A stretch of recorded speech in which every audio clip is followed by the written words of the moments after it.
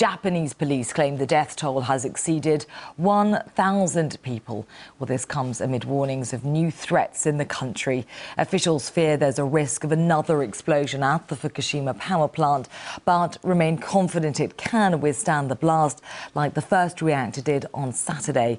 Well, the government is also saying that the second reactor in Fukushima could be experiencing a partial meltdown. Meanwhile, radiation has increased 400-fold in the region of Miyagi, which lies dozens of kilometres further north. It's not clear at the moment if the radiation came from the local nuclear plant or drifted up from the facility in Fukushima following Saturday's explosions. Officials claim the radioactivity released so far does not pose a threat to human health. Having said that, the number of people admitted to hospitals suffering exposure is said to be rising amid a series of aftershocks that continue to rock the country. The Japanese Prime Minister has been addressing the situation, and he said that 12,000 people were rescued so far. The estimated death toll from the earthquake-triggered tsunami in the Miyagi province alone is believed to exceed 10,000. Meanwhile, the emergency services are on high alert in the Russian Far East. RT's Ekaterina Grachova gazes at the situation for us in the Sakhalin region. Emergency officials here for the Sakhalin region are saying that levels of radiation remain normal, and they've been on high alert. They are constantly checking those levels every 2 hours ever since there was an explosion at the Fukushima plant, which is just 600 miles away from where we are now. We can actually check for ourselves the levels of radiation around. What I'm holding is the so-called Geiger counter. It measures radiation levels around, and the figure it is showing now is jumping between 1 and 2 microns per hour.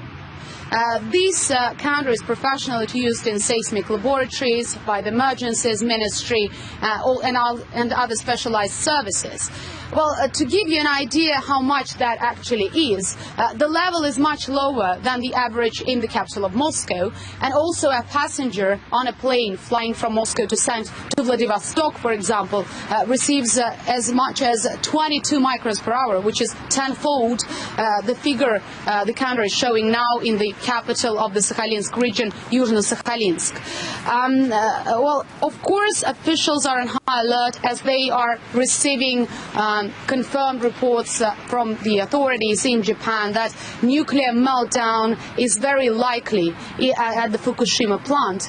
And the good news, though, is that as a lot depends on the weather, the wind is now going in the direction of the Pacific Ocean. But from what we know from other independent experts, in case of an explosion inside one of the reactors at the Fukushima plant, the radiation would be spreading in waves, and this part of Russia, this region, is the closest to Japan. The Kuril Islands, for example, are some 200 miles away from Fukushima. People here are closely monitoring the situation, and ever since the first reports about the Fukushima accident were shown on their TVs, they literally can't believe their eyes that all this is happening in such a vicinity. On Saturday, they've been trying to call the Emergencies Ministry. The line was always busy to find out whether there's any threat to their health and what preventive measures could be taken, starting from where they could get these Geiger counters to measure radiation levels for themselves,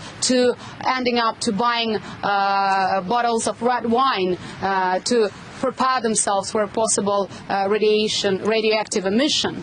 Well, but still a lot depends on the people, and the reaction has been different. We, for example, spoke to the director of the local seismic station, and he says he's not afraid at all.